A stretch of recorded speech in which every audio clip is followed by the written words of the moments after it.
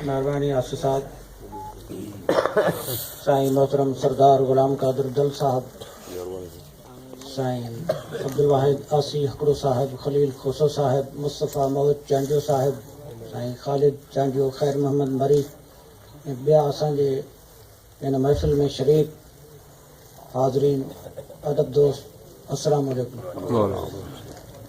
बाबा ये कचहरियूं असां सिंधियुनि जो सरमायो आहिनि। ही महफ़िलूं, ही मेड़ाका, ही मसनूई तालुकात असां माण्हुनि जा कोन हूंदा हुआ। पग मटी यारानियूं जो लफ़्ज़ तव्हां ॿुधो हूंदो त सिंधी माण्हू हिक ॿिए खे पगूं पाराईंदा हुआ ऐं हू हुनखे पाराईंदो, हुनखे पाराईंदो ऐं यारनि तां सिर सदके हूंदा हुआ। पाड़े जी ख़बरगिरी वठिबी हुई, नियाणियुनि जा नंग सुञाणबा हुआ। अॼु नियाणियुनि खे सरेआम जेको नीलाम कयो वञे थो ऐं संग चटियूं भरियूं वञनि थियूं ऐं इहो चयो वेंदो हो त बाबा ही फलाणा मथे उघाड़ा आहिनि। मथो ढकण बि असांजी सिंध जी सकाफ़त में शामिल आहे। निगाहूं हेठि रखण ऐं मथो ढकण। कंहिं सुगड़ चयो त ही मर्द जी वसब कहिड़ी आहे। मर्द जेको आहे, जंहिंखे मर्द चऊं था, असां दोदा बि ॿुधा आहिनि, दलेर बि ॿुधा आहिनि, सूर्य सखी बि ॿुधा आहिनि, ख़ुशबू जी ॻाल्हि बि दोस्तनि कई। अॼुकल्ह जेको परायो माल काहे अचे, क्लाशिनकोफ जो हिकिड़ो फायर करे कंहिंजी गाॾी वञी फुरे अचे, अदा उहो अॼु ॾाढो मुड़ुस आहे, मुल्क में दहशत गर्दी फैलाए थो। कंहिं सुगड़े चयो त मर्दनि कहिड़ा पार, कीअं त मर्दनि इहे पार जो मथनि ॻरा पार त बि बाहूं ॾियनि ॿियनि खे।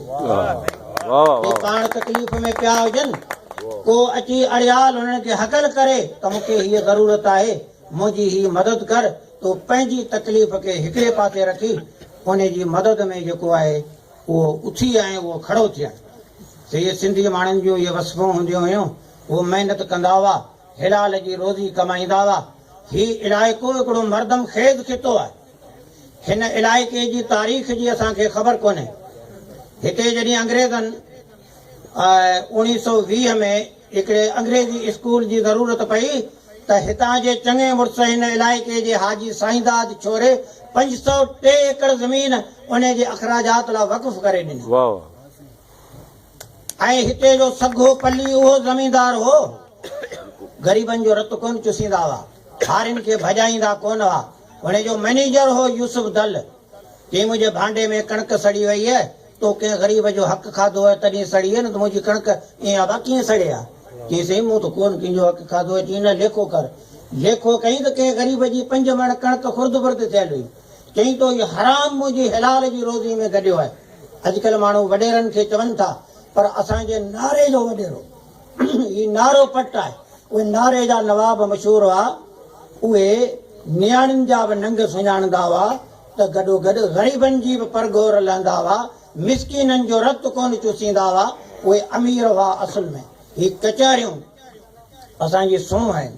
हिते जेके दोस्त हली आया आहिनि उहे असां सभिनी जा महिमान। कुर्ब मझारा कोठ ते अंगण जे अचनि त मुर्की महिमाननि खे हीअं हंध ॾिजनि। ताजन आए तनी जे सवे काज सरनि जे अहिड़ा कर्म कनि त कदमनि सां क़ुर्बान थिए। दोस्तनि ॻाल्हियूं कयूं, असांजे शाइरियूं ॿुधायूं मुख़्तलिफ़ शाइरनि जूं। अखियुनि जो ज़िक्र शाह अब्दुल लतीफ़ भिटाई बि कयो आहे। अखियुनि सां नियापाब ॾिबा आहिनि, अखियुनि जूं अदाऊं बि अजीब आहिनि।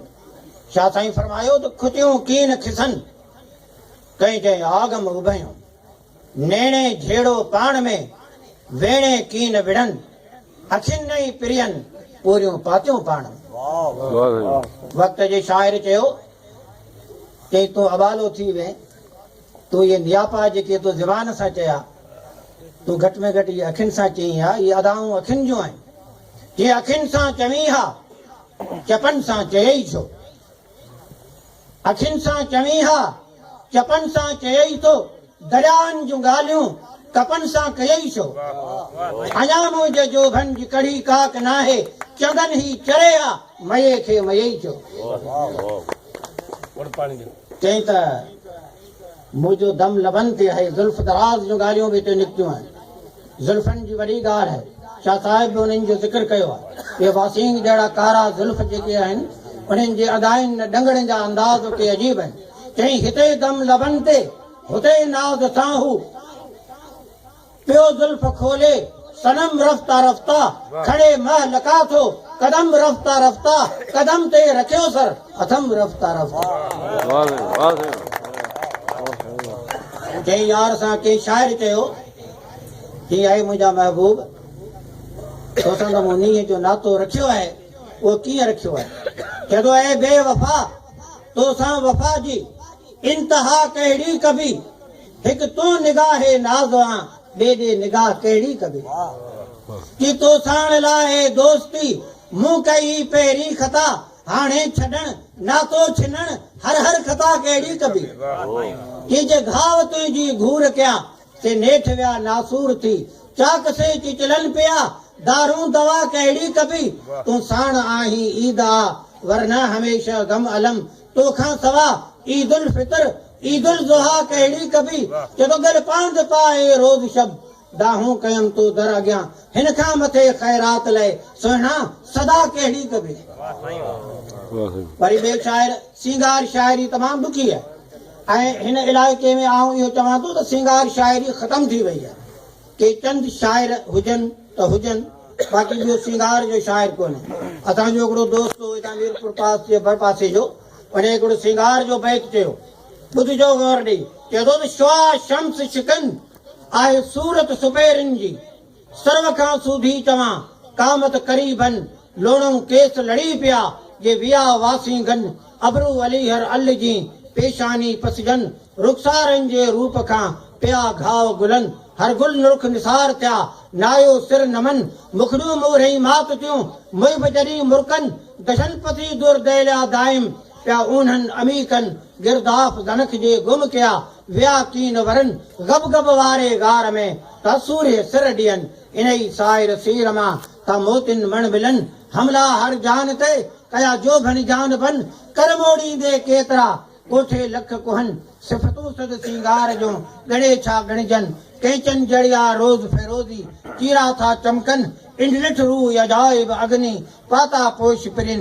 जेर सारे दरसीम दरीजा जेवर सिर सुहन पाए गहना गल गिची में मझा हेज हलन मोर टिलण सा टोरन सिखिया कबकूत कंबन से लोडे बाहूं लाडला जे हार पे अंगन अचन तयर सदके से रखजन पिरिय जे पेगार का बेटा